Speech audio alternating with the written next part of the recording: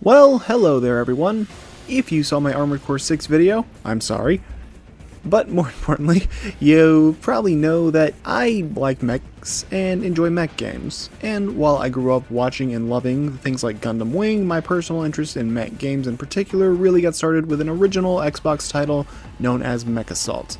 This was actually one of the first games I ever played, so it's one that is very important to me, as you can probably guess. And since I'm the guy that will make a boss ranking out of just about anything, you've already figured out where this video is going. Now, MechAssault 1 doesn't really have clearly defined boss fights, except for maybe one, but when I look at the significant battles in the game, it comes out to a total of 7 fights to rank. This game may not have the flash of Armored Core 6, but to be fair, it's 20 years older, and it still is a ton of fun, at least to me. Anyways, let's tackle one of the most important games of my childhood, and get started with the boss ranking.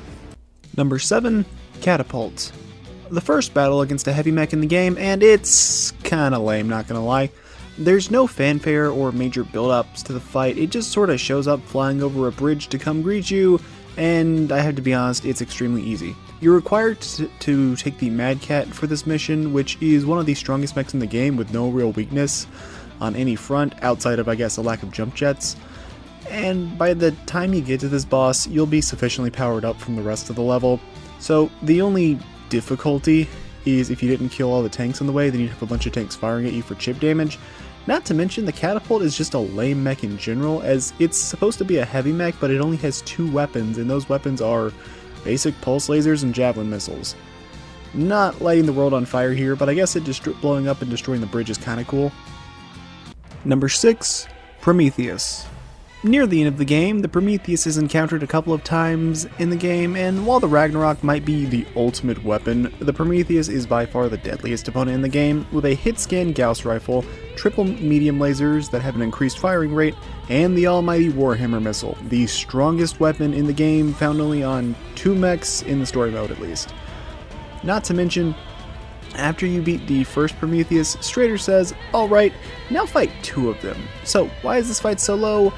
Well, because this should be one of the tougher fights in the game, but this honestly is probably where the 2002 AI shines the brightest, so to speak, as they cannot comprehend a waist-high wall and will often shoot right into it, barely trying to attack you or even chase you around the wall, even though you can very easily just fire over it with just about any mech, with or without jump jets. It's a fight that's super exploitable, turning what should be an extremely difficult in-game boss into an absolute joke of a battle. And even when there's 2 Prometheus on the field, they don't really like to fight you at the same time. They'll just kind of have one come after you, then the other chills out and, I don't know, picks his nose in the corner or something. There is another in-game fight that makes much better use of the Prometheus, but this battle isn't that one.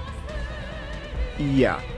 This fight on its own isn't that great, and plot-wise, it's really just Strader saying, "Lol, there were no prisoners here, this was a trap. Anyways, I'm gonna blow up Helios now, okay, bye." Savor your victory, mercenary. I will personally assure your death and all those on this planet. Number 5, Thor.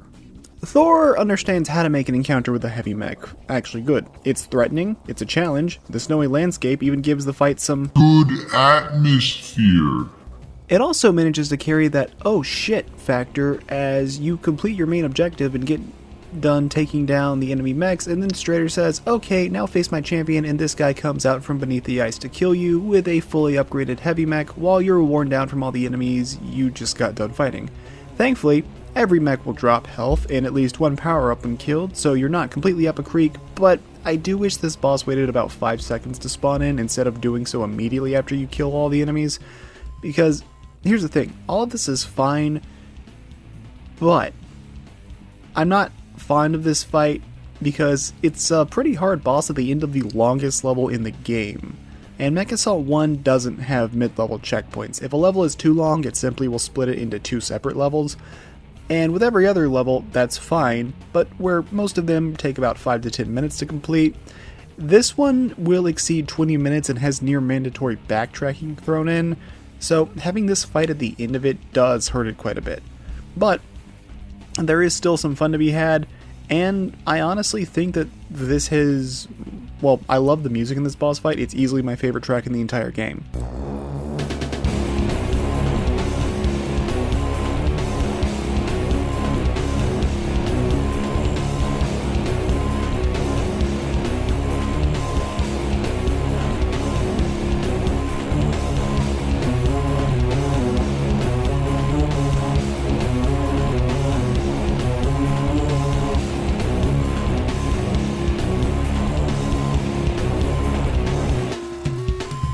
Number 4, the Uller Duo. At the end of level 4, affectionately known as Dry Me Out, you'll come across the game's first real boss fight against 2 Ullers, but these aren't just any light mechs, these are ranked soldiers serving directly under the main antagonist of the game, Adept Strader. And this is where you actually first get to hear his voice as he introduces his soldiers. I like the entrance of this boss as you destroy the hangar, thinking the mission's going to be over, then you see these 2 mechs emerge from it, while hearing the main villain speak. It's a cool cutscene, and honestly, it's pretty memorable. And the battle in the airfield during the heavy storm is a nice little set piece as well that works as a way of saying, okay, the training wheels are over. And at this point, I want to mention a neat piece of game design. You see, enemy mechs lack visible health bars, but there are always ways to tell when they're getting weaker, as they'll start sparking, then they'll catch fire, then at low HP they'll have light emerging from within them as their reactor is about to have a critical failure. And when it's not guaranteed, there's 2 other forms of battle damage as well, where when a mech can have its leg crippled, causing them to limp around at greatly reduced speed, or have an arm destroyed, which will straight up remove any weapons that were equipped to that arm. Plus, I love the detail of the mech explosion being so powerful that it's the highest damaging attack in the game. Mercenary, those 2 battle mechs were the least in my command. It is only a matter of time until I personally find you and deal with you as I did your scattered friends. Your demise is at hand. Number 3, Adept Strader.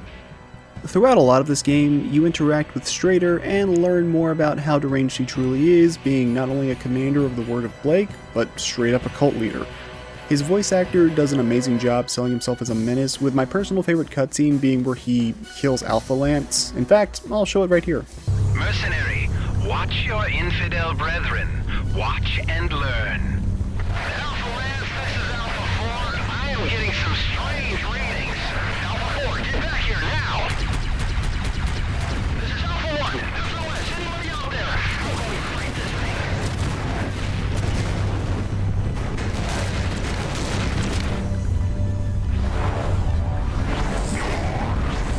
You are alone. You are powerless, and you are mine. But as the game goes on, he becomes angrier and far less collected as you continue to thwart his plans, and everyone begins to flee, so his rule is falling apart. So he decides, screw it, I'm killing the planet, and when you get to the end of the mission Worst Day Since, the game's penultimate level, he comes out to fight you with his own super weapon, the Ragnarok, with some more awesome voice acting. Mercenary scum, you die now! You face the Ragnarok! The Ragnarok is an intense battle fitting of what's essentially this game's final boss. Or it usually is, but his AI decided to be really dumb for me in this playthrough, and he got his leg crippled not even 5 seconds into the fight, leaving him kind of a sitting duck. But still, with fully upgraded javelin missiles, Gauss rifles, and he can also hit you with his own ultimate weapon known as the Lava Gun, a highly powerful triple shot of molten metal that can shred a target's HP in seconds. On top of having the only shield in the game, and anyone familiar with MechAssault 1 knows just how strong the Ragnarok shield is, stopping all projectiles while it's up, except for Warhammer missiles because of their delayed explosions. It's just kind of neat seeing this collected and threatening villain become more and more rash and make hasty decisions to try and kill you, like blowing up a whole planet, and the reveal at the end that there was a second Ragnarok all along. It's a pretty cool final battle, even if you can cheese him out a little bit with his day-to-day AI, but that's just kind of the case with most games that are over 20 years old, if we're being honest. And I actually love his death screen when you kill him. It's like V2 Snail 21 years before we got the V2 Snail screen. You have not won. I will still destroy this world.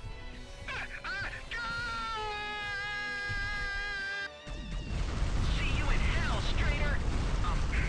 Sorry, sir. Couldn't help myself.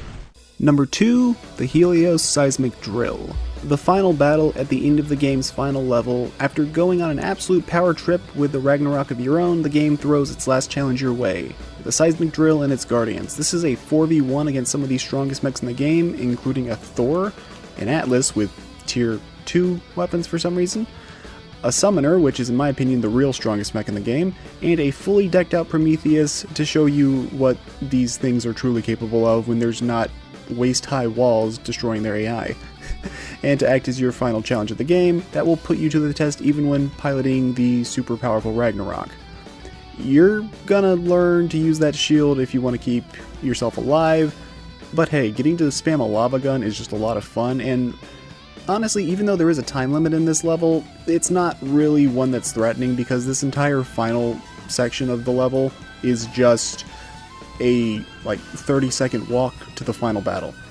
With all the guards dead, you're not done yet, as there's actually going to be a second phase where endless waves of elementals begin falling and you need to survive until you can figure out how to just take out the drill, which it turns out is to head right in there and self-destruct.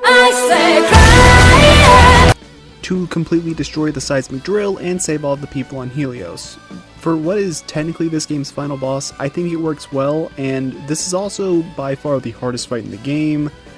But Ready to Rock Act 2 is just a boss fight with an 8-minute time limit, so there's no crazy run back. Not as cool as the final boss in MechAssault 2, but a respectable attempt at being the best standard combat fight in this whole game. Number 1, the Puma.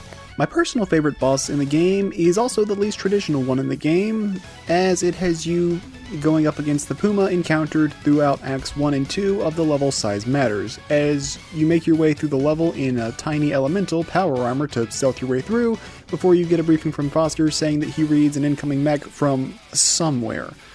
At this point, you're going to be chased by the Puma throughout the level, across lava islands, through facilities, and you just have the knowledge that he's hunting you until you can get away. But the peace you get from escaping him is only temporary, as you're going to progress further in the level and the Puma is scripted to return and hunt you some more, using his invisibility to not only cloak himself so you can't see him on screen, at least until he fires at you, but you also can't see him on your radar at all, so all you have is the knowledge that there is an enemy much larger than you hunting you and very close by, with one of the most standout parts being when he chases you underneath some caves that have become more brittle with age.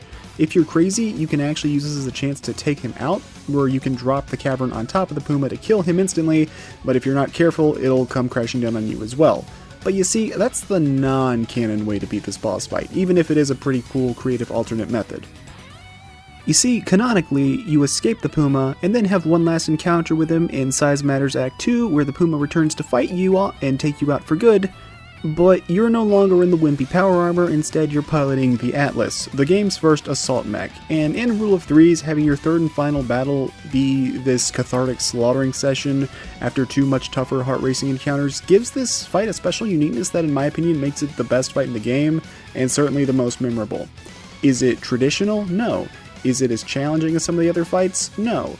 But it's the one that sticks out to you because it's like, hey, remember that giant monster that was chasing you down and then you get to be a much larger monster and play Godzilla, effectively turning him into a little joke? Yeah, it's pretty awesome because he quickly realizes he's not Godzilla, he's Rodan. I promise the Godzilla reference makes sense if you've actually played this game.